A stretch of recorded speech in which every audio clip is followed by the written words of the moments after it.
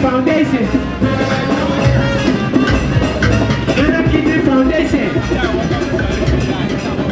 In that other work to be done, here is your home, you have got your Rubia, or Tienka, Luna Media, Minina, no brother, my sister. Yes, Kitty, Rubia, Rubia, I was saying, Kitty, Albano.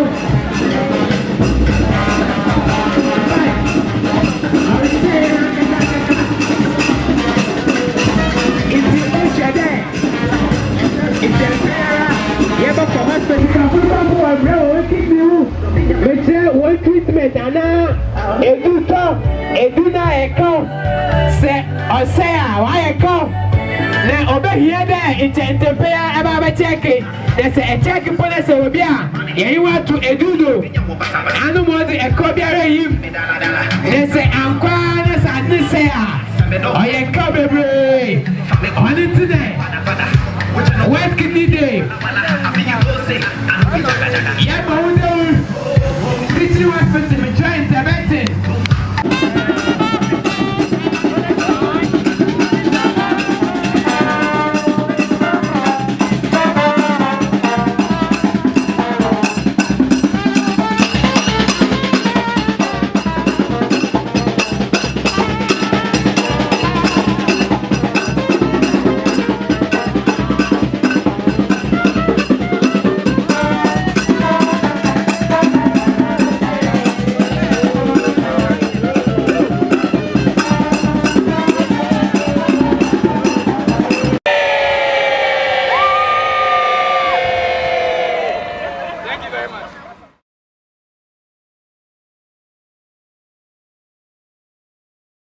It gives me great pleasure to have this amazing opportunity to welcome you to this public lecture on behalf of the Ghana Kidney Association.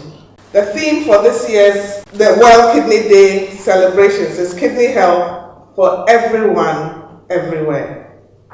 And for us in a resource-poor environment, it gives us all the reassurance that we can still achieve kidney health. A few words about Ghana Kidney Association. It's made up of medical personnel, pharmacists, nurses, doctors, all medical persons who have an interest in looking after people with kidney conditions. And please note that I said conditions, not disease or failure, because looking after your kidney starts way before the kidney becomes diseased. And we feel it is very important to let people know how to protect their health and with it reduce the risk of kidney disease. The Ghana Kidney Association was started about 10 years ago, so we are still very young. And we started it to promote awareness on how to protect the kidney. Since then, each year, we have been to different regions in Ghana, where we hold a symposium. Sometimes we have lectures, continuing medical education, and also raise public awareness. The cities we've been to in Ghana are Tamale, Takoradi, Kumasi, Sunyani Ho, and last year we were in Accra. Some of these cities we visited more than once, and this year marks our second time in Cape Coast. These events are very precious to each member of the Ghana Kidney Association, as we believe that it is the first step in empowering people to ensure kidney health. I'm only disappointed because we don't have the politicians here, because it looks like they are the ones that when we talk, they hear and they choose to listen or not. Like you said, you heard the MC talk about, I've been on dialysis for more than 6 years, and it's just by the grace of God. So if you help me, thank God, we can give a round of applause to God.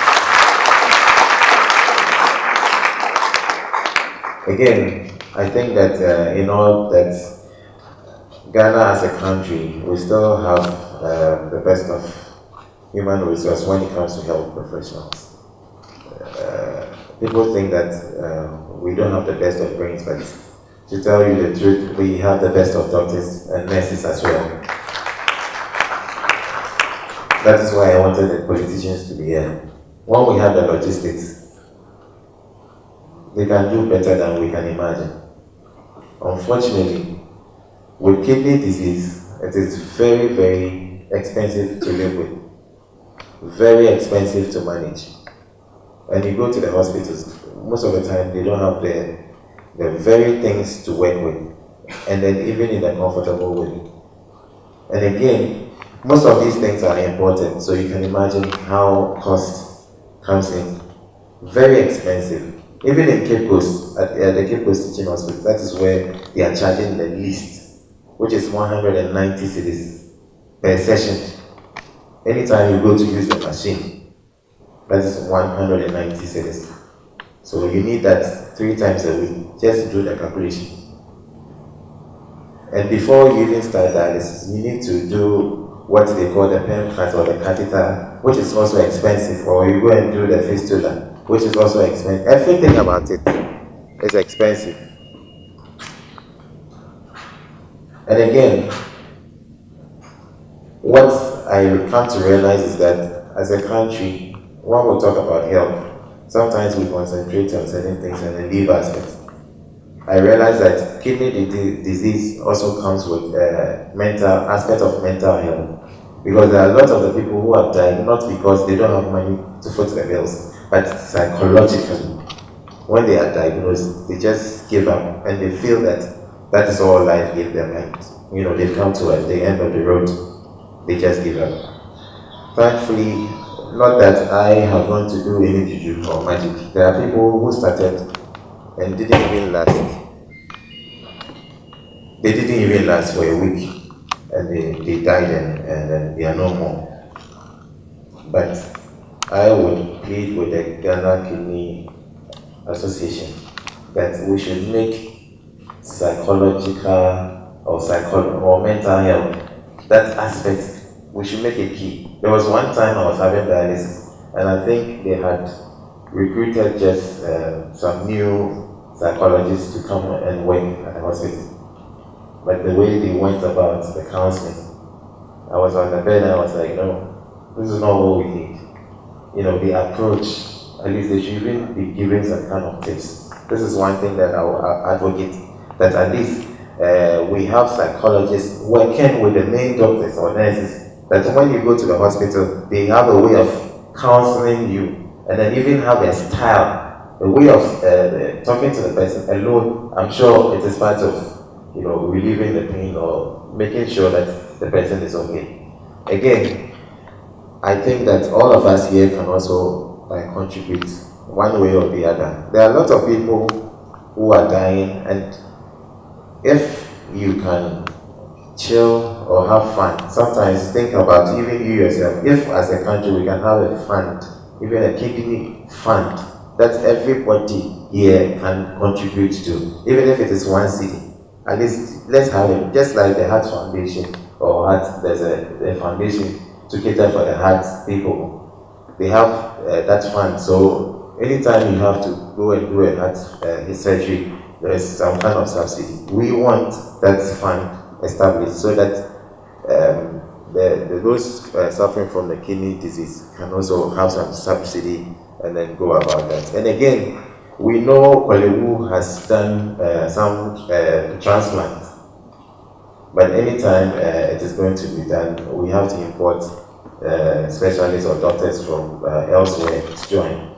But I am advocating that at least as a country, when we are buying the V8 and then doing other stuff, we can buy, or we can have a transplant center here in Ghana, which can even serve as a center for the sub-region in Africa and other countries as well. If we have that, I think that in a way it's going to save the cost that people will not have to travel, or we don't have to import some specialists from other countries to come and then do surgeries for people to have a transplant. And again, that's kind of misconception. When somebody needs a kidney, sometimes we talk too much, especially the asofono, the reverends and then the imams and the chief whatever. They will come and say all sorts of things. It is about time we intensify the education on the need to donate a kidney, or the need to donate an organ. Anybody here can fall a victim. And again, there are people working with just one kidney. If they don't tell you, you will never know. So why would people want to give all sort of meaning and then tell them that if you donate an organ, it means spiritually you are going to be that, you are going to be impotent and whatever. There are people with just one kidney, and sometimes I hear they don't even know, because until they go to the hospital, that is when they get to realize that their kidneys, there's one which is even bigger than one, so only one is functioning. So eventually you only have one kidney, and you are walking about, you don't even know. So kidney disease is real, and the people are just, the rates are just alarming. So I will just leave you with a short message. Check what you consume as food or medicine. You might be taking something out of a pain that you think you are suffering, and you might end up damaging your kidney. You might be drinking some water, and you never can tell what you are drinking. That is why it was good that the president came out that we should ban galamsey, and it was something that was good. But unfortunately, this is a country that everything is reduced to politics, NPP, NDC. Sometimes I wonder, are we not tired of those things? If we are controlling it, there are systems to check those things. At least we know that this is the right way to go about mining. So people wouldn't use all sorts of means to get the gold or the other minerals by polluting the water. And at the end, the same water goes through the taps, or that is what people drink, or the same water is what people use to water the crops that we need to eat as vegetables, as food for ourselves, and it ends up giving us problems. So please, let's help when it comes to good policies or when things are made public that is going to be of interest to all of us. So please, let's check what we eat and what we consume. Thank you very much. By the Ghana Kidney Association. We are very grateful to you for making the time. And Nana, distinguished colleagues and trainees, students, and as Dr. Dabayeri said, we're very excited to have the younger people here because you are the future. And if we can engage you in the study of kidney diseases, that will bode well for Ghana in the future. So the theme for today is kidney health for everyone, everywhere.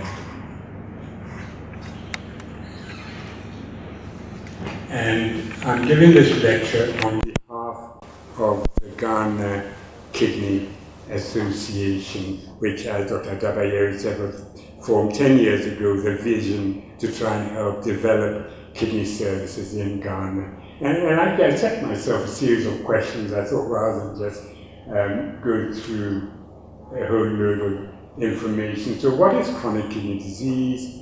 What's the size of the problem in Ghana? Does it matter? Can we slow down progression of chronic kidney disease? What research are we doing on chronic kidney disease in Ghana? And then finally, the strategies for managing chronic kidney disease. Now, the kidneys are usually a paired organ. They're in the back, so just below the chest. And I said, we usually have two kidneys with tubes called the ureters going down to the bladder and then to the outside and all pass urine. So we know that that is a core function of the kidneys.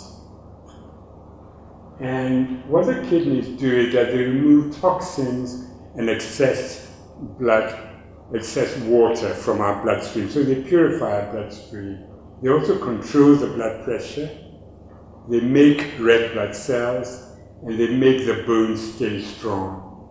And as the kidneys fail, then there's the accumulation of waste products, fluid and electrolytes in the body.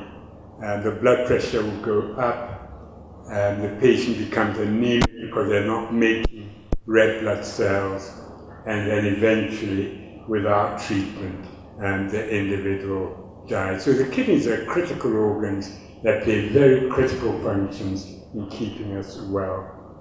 And how do we measure diagnosed kidney failure? So again, with the analogy of the battery, ordinarily our kidneys should be working at more than 60, so that's 100%.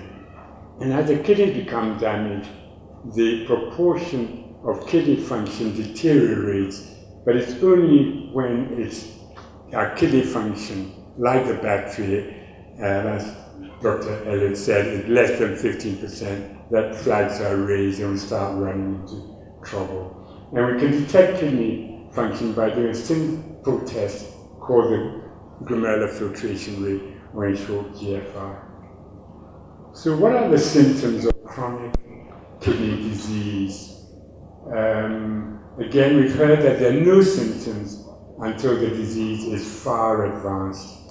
And at that stage, and the individual becomes tired, they'll get swelling of their legs, they'll get breathless, and then they develop nausea and vomiting. And usually by that stage, it's too late. And so we need to try and identify kidney problems early so that we can try and slow down their progression. Again, a question that I asked, how common is chronic kidney disease in Ghana? What is the size of the problem? And we've actually now got very good studies from Ghana that show that 13.1% of all adult Ghanaians, that's 1 in 7 adult Ghanaians, have some degree of chronic kidney disease, not failure disease. And so they're the individuals that we want to identify because we can hopefully stop them getting worse. And intriguingly, kidney disease is more common in urban Ghana than in the rural community. So they obviously know something that we don't know. And then even more intriguingly, when we looked at the prevalence of kidney disease in Ghanaians in London, Amsterdam, and Berlin. They had less kidney disease than we had in Ghana. I'm not suggesting that to try and stop yourself getting kidney disease, you should emigrate, but I think that we're getting signals that maybe there's something in our environment that makes us more likely to get kidney disease, and when we move out of Ghana, we become less likely to get kidney disease. I think the other important thing is the age at which kidney disease, and actually here I'm talking about kidney failure, people who've gone on dialysis present in Ghana and the UK. So in the UK, in my clinic, people were aged between 60 and 90 with kidney failure. So when it came to the clinic, they were all old. You still like me, but anyway, they were all old. Whereas in Ghana, unfortunately, we're seeing people between the ages of 25 and 50. So these are young individuals with peak age in which chronic kidney disease, I use a misnomer, kidney failure occurs in Ghana between 20 and 50 years of age, compared to 70 to 80 in UK, Europe, and North America. So that in Ghana, kidney disease, kidney failure, is a disease of young, economically active individuals, and therefore, almost by definition, it destroys the family, because of the costs, which, as we heard, are really cost of treatment that are really very high. So what are some of the causes of end-stage kidney failure in Ghana? And Prof. Matek Kolle, who's our current president, did some work in the 1990s and found that hypertension caused 28% of kidney failure, and then inflammation of the kidneys, 49%. If you fast track 30 years on, hypertension is an even more important cause of kidney failure in Ghana, and this is data from the Ghana Kidney Registry. So 37.8% of all our patients with kidney failure have hypertension, and glomerulonephritis is less common. But you notice here diabetes, there was no diabetes as a cause of kidney failure in 1993, and now 9.2% of our patients with kidney failure have diabetes. So what's happened in the last 30, 40 years is that we're eating more fast food, more carbohydrates, we're getting obese, and with that obesity comes hypertension. So Ghana's caught in a double, it's called epidemiological transition track. So it's still got infectious diseases, malaria, HIV infection, and so on. And then because of diseases of affluence, there are high blood pressure and diabetes, and the two combined is a very toxic mixture for us. So major causes are chronic renal hypertension, diabetes, glomerulonephritis, and I've already mentioned we did not have diabetes causing kidney failure 30 years ago. There are other causes, there are genetic factors that also make us more likely to get kidney failure. I'll mention that very, very briefly. And the traditional herbal remedies play a role in the development of kidney failure. And I think that after a lot of thinking, we know that traditional herbal remedies can cause acute injury to the kidney, and we now believe that they can also cause chronic kidney disease, especially if instead of taking the medication for high blood pressure, one takes traditional herbal remedies, then I see the real problems. So we're doing research into the genetic and environmental factors leading to chronic kidney disease in Ghana, both in the University of Ghana, at the Noguchi Memorial Institute, College of Health Sciences, and also Kwame Nkrumah University. And actually just yesterday, whilst we were doing public screening, we were also looking at individuals with sickle cell disease who can sometimes develop kidney failure, and doing research on that. And we're using the latest genetic techniques to study kidney diseases in Africa. Now, there isn't going to be time, but I'll mention this because it's almost a condition of unintended consequences. So 25% of Ghanaians have variants in the gene that for short I call APOL1. It carries cholesterol in the body. And some 10,000 years ago, it protected our ancestors from dying from sleeping sickness, trypanosomiasis. Okay, and of course in those days, people didn't live very long. Infections were a major burden. And so those individuals who had this gene variant survived, and therefore over years their population prevalence has gone up. And isn't it really horrible that actually these very genes that protected our ancestors increase our risk of developing kidney failure by at least 50%. And I think that because so many of us have these gene variants that interact with badly controlled high blood pressure or diabetes, then it's likely to speed up the rate at which kidney function deteriorates. So you've got, if like, the ground that makes us more prone to get kidney disease, and if we have high blood pressure or diabetes, it makes it more likely that kidney failure will happen. And then this is also worsened by the widespread use of anti-inflammatory painkillers, and all of them, Brufen, Nurofen, diclofenac, F-PAC, all the anti-inflammatories. I named them, but not to shame them, but all the anti-inflammatories can cause kidney disease. So they're fine if you've got severe back pain or knee pain and you take it for a few days or a week or so. But to take anti-inflammatories long-term can cause chronic kidney disease. And also we think that traditional herbal remedies taken long-term, again, on the background of our genetic predisposition, makes you more likely to get kidney problems. There's been a worldwide study that actually showed that each year about 240 individuals per million population in sub-Saharan Africa develop kidney failure. And we think that Ghana would be about the same. So that means that 6,500 Ghanaians each year develop kidney failure. And the total number of patients that we have on dialysis now is 687 in the whole country. So only about 10% of patients with kidney failure in Ghana are getting treatment. This is no different than the rest of sub-Saharan Africa. And the treatment is with dialysis. Here's a machine, and this is the dialysis unit in Kolebu. Expensive treatment, as you've heard, and treatment that lasts for a long time.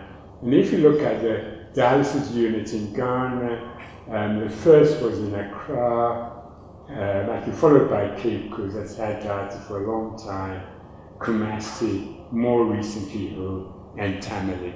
And I think along the line we need more dialysis units in the country.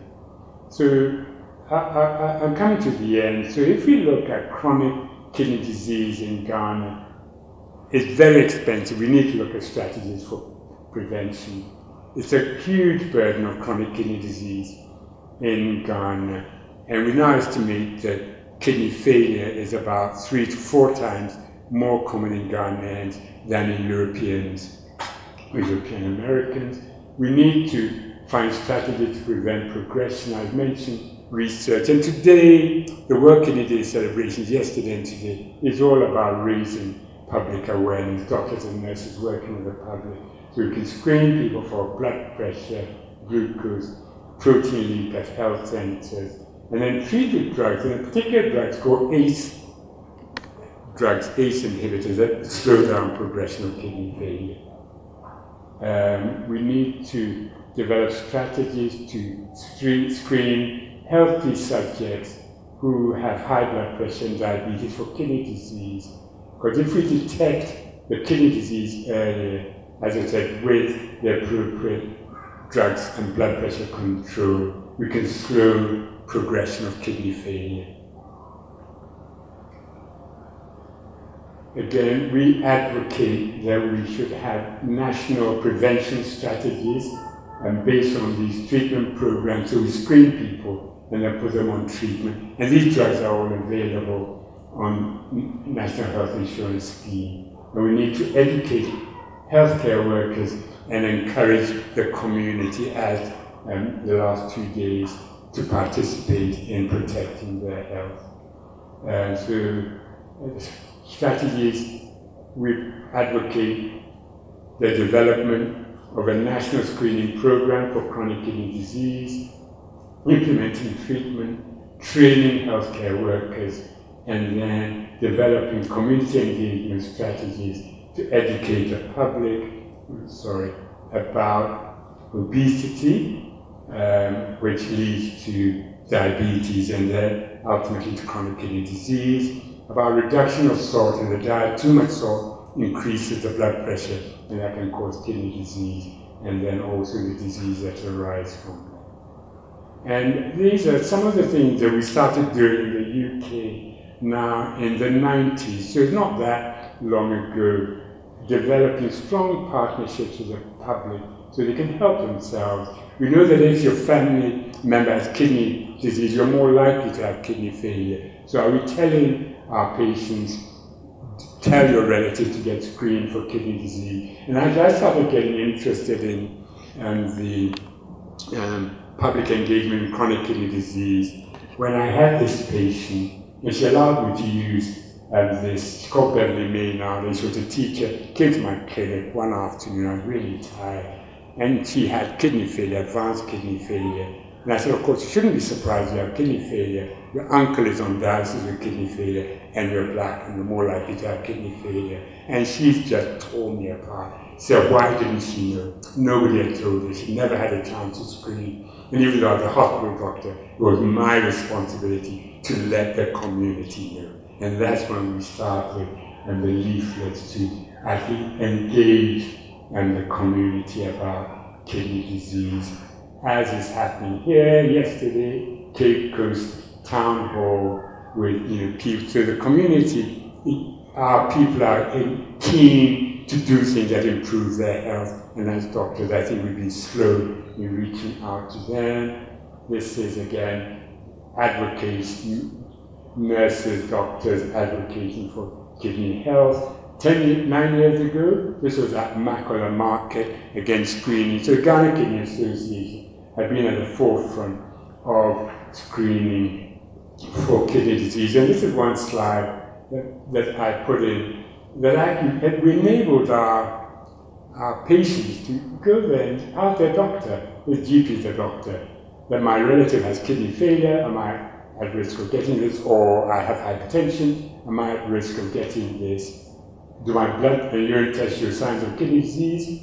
If you lower my blood pressure, would it reduce my risk? If so, would an ACE inhibitor help me? And then we got feedback. So we distributed this. And I just thought what would happen if a patient went to a doctor at Collibu or Cape Coast or Kumasi and said, have I got kidney disease? What's my GFR? Have you got an ACE inhibitor? And we agreed that the doctor will probably say, look, the medical schools aren't closed. You can always apply to go and become a doctor. But again, as doctors, we need to make that step. We need more dialysis units. I think a subsidy for dialysis patients, and I would advocate maybe people who are under the age of 40 should be subsidized. And then, as you heard, we need to expand the current transplant program at Collibu Hospital. And that was established some 10 years ago at Collibu, led by Mr. Morton, a surgeon in Charlotte, and with support from the Queen Elizabeth Hospital. And the program, after a lapse, has restarted, so it's now ongoing. Again, we've got subspecialty training, which we established in 2011. Dr. Otre, our first graduate specialist, who we're very proud of, now working at Confronoti with Dr. Elliot Granton-Tano, and several other doctors are in training in Ghana and abroad. The Ghana Kidney Association has established a renal registry that will support planning, delivery, and evaluation of dialysis and transplant services in Ghana. That's led by colleague Dr. Boyma Collibu. We've also developed a national framework policy on chronic kidney disease that we hope to discuss with the Ghana Health Service. So I think there's a myth about chronic kidney disease, and these days with social media and WhatsApp, you get these messages that the following things cure kidney disease. So they do not cure kidney disease, and they can work. Dandelion tea, coconut water, herbal remedies I've already talked about, gardenia bees, carrot, beetroot, and apple pear, watermelon seeds, and basically none of these things help kidney failure and are likely to worsen it.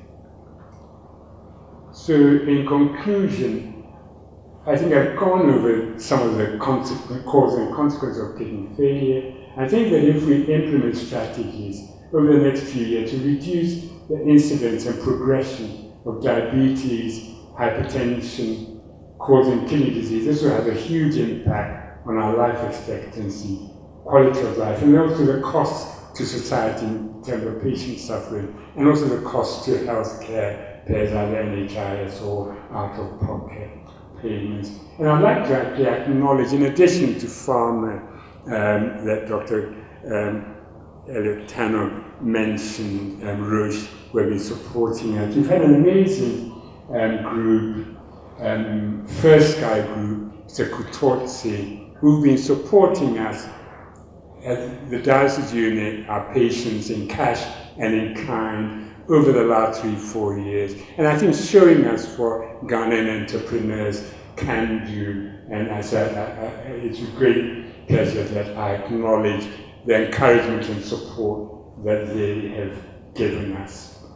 And finally, thank people who contributed to this talk, Dr. Safo, who isn't here, our President, Michael Matekole, Vincent Boyman, Dr. Dabayeri, Professor Planjul, and also all my colleagues in the Ghana Kidney Association who have helped us put together these talks. So thank you for your attention. That herbal medicine contributes to kidney problems. These days, when you tune into any TV station, everybody is advertising herbal medicine. How do we reconcile? And what are we doing? If what we are hearing is true, what are we doing to educate the public from not using herbal medicine? Because the side effect is serious. I have about 3 questions or so, but because of time, I'll see what we can do. Yeah. Okay. So the first one is to do with the transplant and the dialysis. Aside the two, do we have any other alternative? Aside dialysis and transplant, do you have any other alternative? And number 2, to do with the herbal issue that we're talking about here.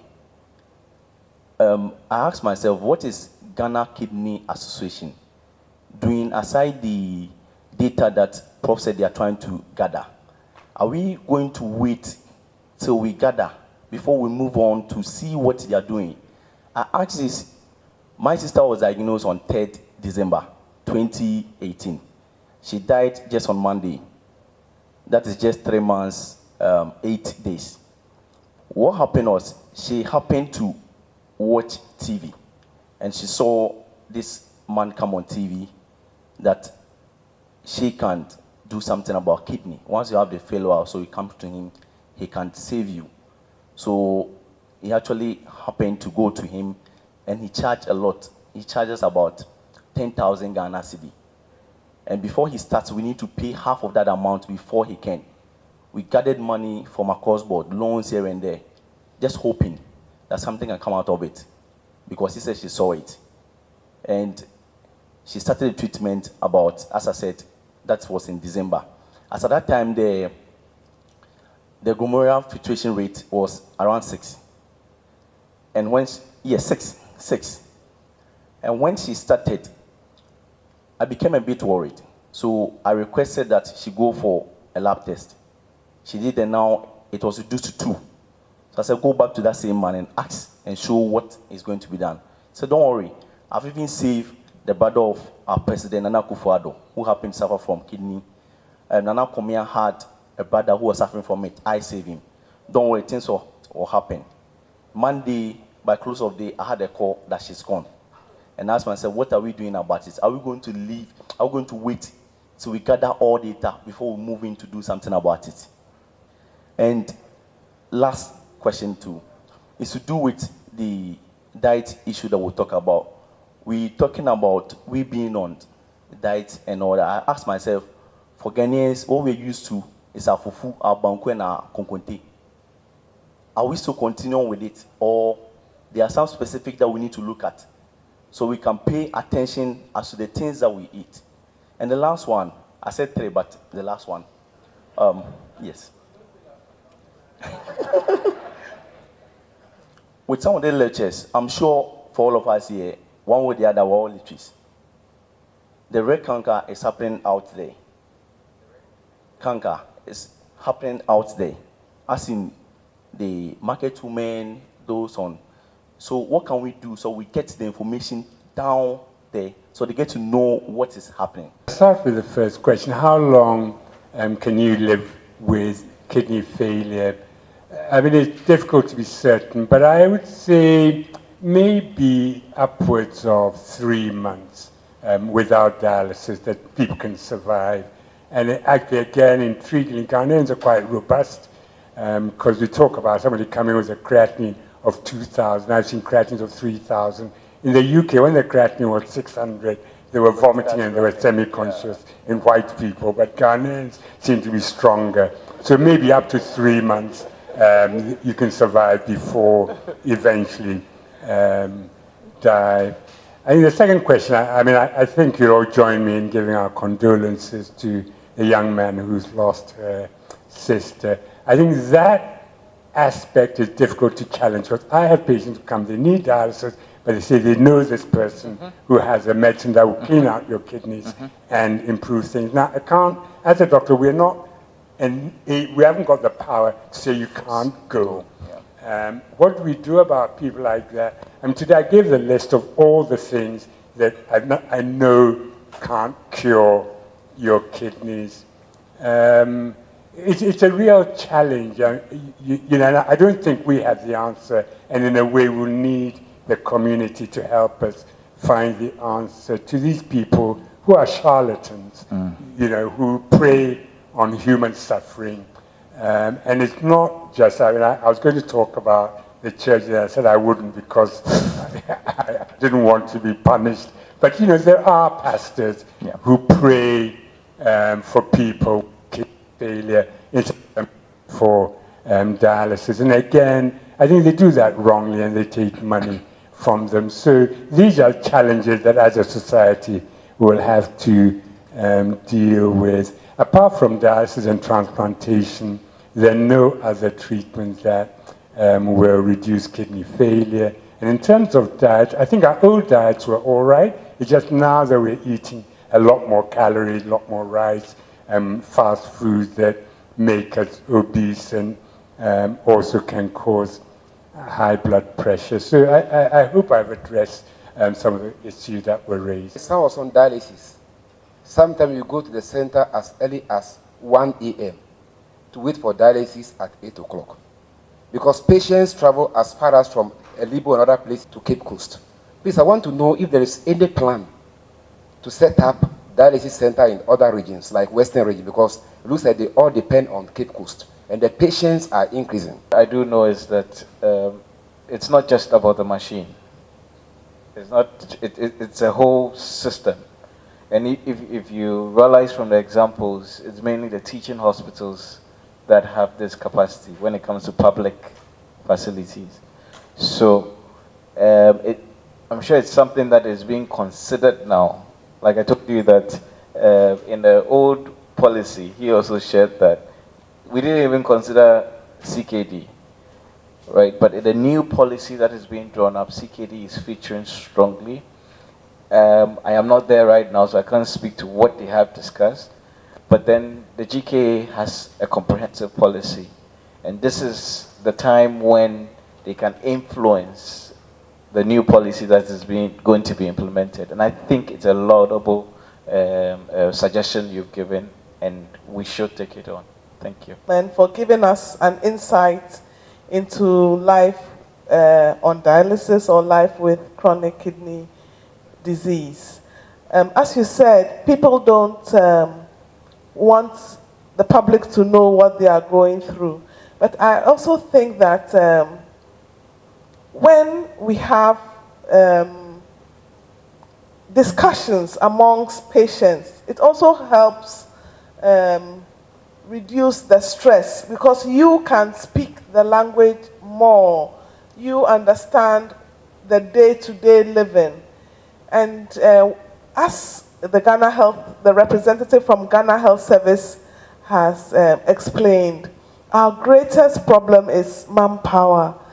And I think that is probably what is translating into lack of information on your side. So I would encourage you, even when you go for your dialysis sessions, you could encourage each other. You could explain certain things to each other. And if you are out of explanations, you can quickly consult anybody there. I know it's difficult for you. I don't want to give excuses, but it's also very difficult for the medical team, because since you were there at 1 a.m., some of the nurses were there dialyzing. They probably had come to work at 7 a.m., 1 a.m., they are still there. And it's not a very rich hospital, so probably they have been without meals. And you can imagine the frustration, the fatigue. So it's very difficult on both sides. And I think that together we can improve it, push our politicians, push our service, to improve the situation that we find ourselves. But I still really want to thank you for coming out and giving us an insight into your life.